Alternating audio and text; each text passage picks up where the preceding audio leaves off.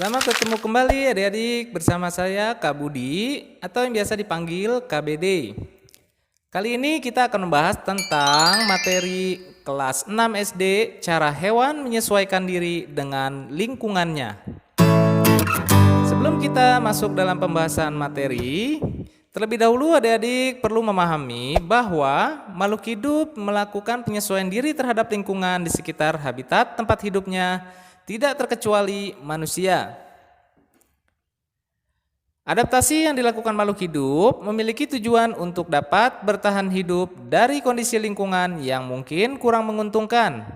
Kita kali ini akan membahas tentang beberapa bentuk adaptasi binatang atau hewan di sekitar kita. Dilihat dari bentuk adaptasi berdasarkan ciri-ciri berikut.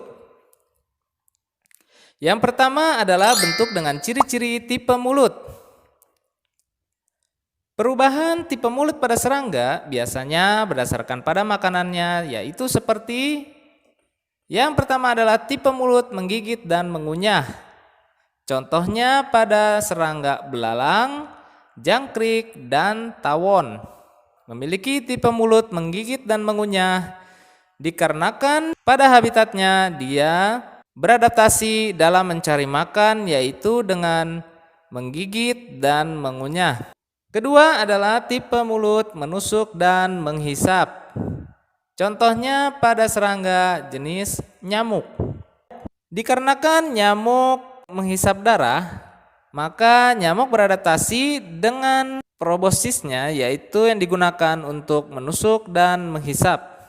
Ketiga, tipe mulut menghisap, yaitu pada serangga kupu-kupu. Dikarenakan kupu-kupu menghisap nektar pada bunga, maka tipe mulutnya yaitu dengan beradaptasi merubah bentuk proboscisnya menjadi panjang sehingga mudah dalam menghisap nektar. Lalu yang keempat adalah tipe mulut menghisap dan menjilat. Contohnya pada serangga jenis lebah dan lalat. Lebah dan lalat dalam kehidupannya selalu menjilat makanannya dan menghisap sari-sari makanannya. Yang kedua adalah kita lihat perbedaan dalam perubahan gigi hewan. Pada hewan karnivora, gigi taring besar dan runcing untuk menangkap dan mengoyak daging. Juga pada hewan pemamah biak mempunyai bentuk gigi geraham depan dan geraham belakang yang lebar dan datar, digunakan untuk mengunyah, menggilas, dan menghaluskan rerumputan dan daun-daunan. Bisa kita lihat perbedaan berdasarkan gambar perubahan gigi hewan dimulai dari jenis hewan omnivora yaitu kera, herbivora yaitu kambing, karnivora kucing, anjing, dan herbivora jenis kuda. Dilihat perbedaan gigi sesuai dengan jenis makanannya. Ketiga adalah adaptasi untuk melindungi diri dari musuh. Selain dapat menyesuaikan diri untuk mencari makan, hewan juga dapat melindungi diri dari serangan musuhnya. Bagaimana cara hewan melindungi diri dari serangan musuh-musuhnya? Yaitu dengan cara-cara tertentu. Perhatikanlah kemampuan berbagai jenis hewan yang digunakan untuk melindungi diri dari serangan musuh. Contohnya adalah hewan yang dapat melakukan mimikri, yaitu bunglon. Bunglon dapat mengubah warna kulitnya sesuai dengan keadaan sekitarnya. Apabila bunglon berada pada daun-daun berwarna hijau, maka kulitnya akan berubah menjadi hijau. Apabila berada pada batang pohon, maka warnanya akan berubah menyerupai batang pohon. Hal tersebut dilakukan untuk mengelabui musuhnya sehingga tidak dapat melihatnya. Hewan yang dapat mengubah warna kulitnya disebut mimikri. Contohnya adalah bunglon. Selain itu ada lagi yaitu gurita. Selanjutnya hewan yang dapat mengeluarkan tinta. Contohnya adalah cumi-cumi dan balakutak.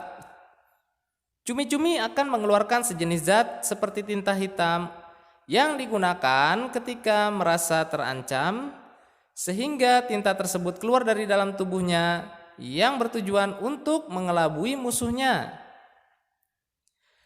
Dan hewan tersebut dapat mengeluarkan sinar di malam hari dengan tujuan menarik perhatian mangsanya. Begitu juga balakutak dan sotong. Selanjutnya adalah bentuk sisik dan sirip. Pada ikan air tawar terdapat sirip, ekor, dan sisik yang digunakan untuk melindungi tubuhnya.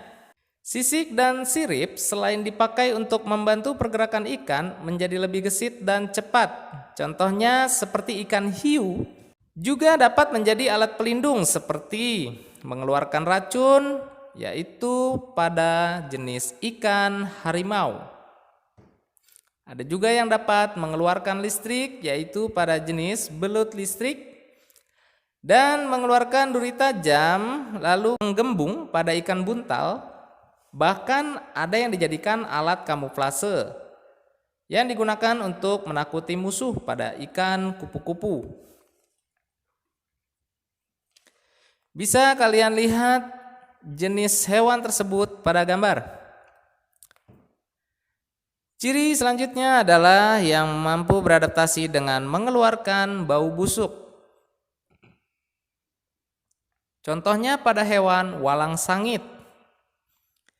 Walang sangit dikenal sebagai hama padi. Hewan ini melindungi diri dari musuh dengan cara mengeluarkan bau yang sangat menyengat sehingga musuh menjauhinya. Contoh hewan lain yang dapat mengeluarkan bau busuk adalah sigung. Contoh adaptasi selanjutnya adalah gigi dan kuku tajam. Adaptasi tersebut dimiliki oleh hewan-hewan yang mempunyai kuku dan gigi yang tajam yang berguna untuk melindungi dirinya bila ada musuh atau mangsa yang datang. Mereka akan menyerang dengan kuku dan giginya yang tajam. Contohnya yaitu harimau, anjing, dan singa. Selanjutnya adalah adaptasi dengan tanduk yang runcing. Hewan-hewan tersebut mempunyai tanduk yang runcing yang digunakan untuk bertarung dengan musuhnya. Contohnya adalah domba, banteng, kijang, dan kerbau. Adaptasi sengat beracun. Untuk melindungi diri dari musuh, hewan tersebut menggunakan sengatnya. Hewan-hewan ini dapat mengeluarkan zat beracun bagi musuh melalui sengat. Racun itu digunakan untuk membunuh musuhnya. Contohnya pada hewan kalajengking, lebah, kelabang atau lipan, dan tawon. Adaptasi yang mengeluarkan bisa dan lilitan tubuhnya. Adaptasi ini dapat dibagi menjadi dua jenis, yaitu pada ular berbisa dan ular yang tidak berbisa. Ular berbisa adalah ular yang mampu dapat mengeluarkan zat racun bagi musuhnya. Gigitan ular berbisa dapat mengakibatkan kematian bagi musuhnya. Contohnya ular kobra, ular welang, ular laut, dan ular viper.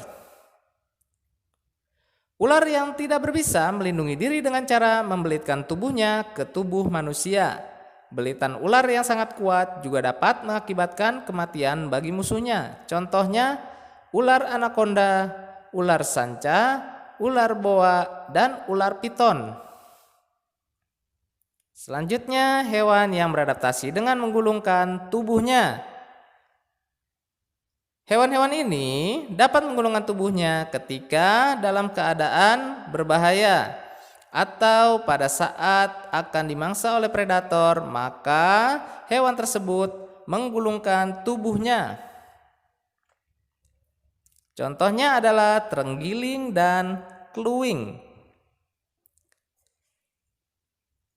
Lalu ada jenis adaptasi yang memiliki cangkang keras. Contohnya adalah siput, kelumang, kura-kura, dan penyu.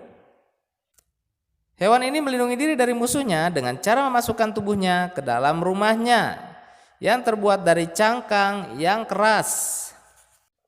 Lalu ada adaptasi hewan yang berpura-pura mati.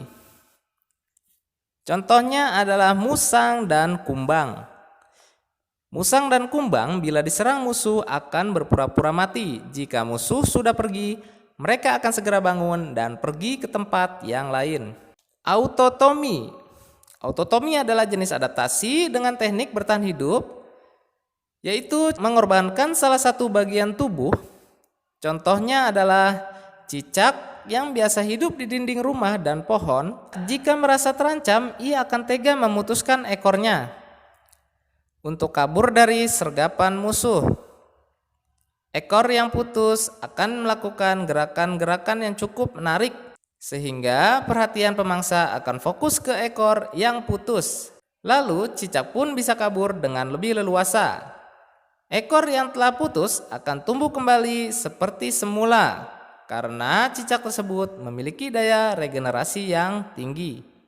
Adaptasi selanjutnya adalah hewan yang mampu beradaptasi terhadap keadaan alam. Selain beradaptasi untuk mencari makan dan melindungi diri dari musuh, hewan juga beradaptasi dengan keadaan alam. Misalnya adalah itik.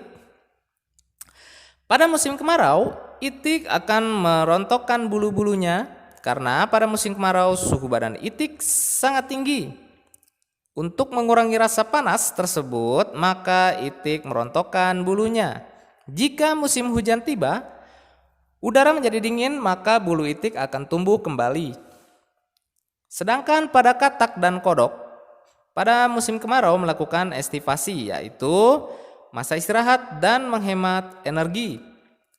Demikian juga dengan hewan lainnya, misalnya ular yang dapat mengganti kulitnya untuk mengimbangi suhu udara yang disebut X-disease. Kulit tubuh ular yang lama dapat mengelupas dan diganti dengan kulitnya yang baru. Sementara hewan lainnya yaitu beruang kutub mempunyai bulu yang sangat tebal karena habitat hidupnya di daerah yang memiliki suhu yang dingin, yaitu di daerah kutub. Di samping itu juga beberapa beruang ada yang melakukan tidur panjang atau yang disebut hibernasi, yaitu dengan menghemat energi pada musim dingin. Sedangkan sapi, kerbau, dan kuda memiliki bulu yang tipis karena hewan tersebut hidup di daerah tropis atau di daerah yang memiliki suhu yang panas. Selain itu juga untuk menyamakan suhu pada tubuhnya dengan lingkungan sekitar, maka mereka berkubang di dalam lumpur. Adaptasi selanjutnya yaitu siput. Hewan ini umumnya hidup di laut. Meskipun ada yang di darat, tubuhnya lunak, berlendir, dan mantel biasanya dilindungi oleh zat kapur. Selain melindungi tubuh cangkangnya, juga berfungsi untuk melindungi organ yang ada di dalam isi perut siput. Lendir yang dihasilkan fungsinya adalah untuk membantu pergerakannya. Baik adik-adik, sampai di sini dulu penjelasan materi kita kali ini. Sampai ketemu di materi IPA selanjutnya. Silakan adik-adik jawab pertanyaan berikut. Sebutkan 4 hewan yang dapat berautotomi. Berikut jawabannya. 4 hewan yang dapat berautotomi adalah cicak, kadal, toke, dan bintang laut. Jawaban tersebut bisa kita singkat dalam metode menghafal yang kita sebut dengan The King, yaitu Tommy dan Cika main ke laut. Tommy adalah autotomi, Cika, cicak, dan kadal. Ke laut, toke, dan bintang laut. Pertanyaan kedua, apakah perbedaan estivasi dan hibernasi? Estivasi yaitu masa istirahat dan menghemat energi. Sedangkan hibernasi yaitu masa istirahat dan menghemat energi pada musim dingin.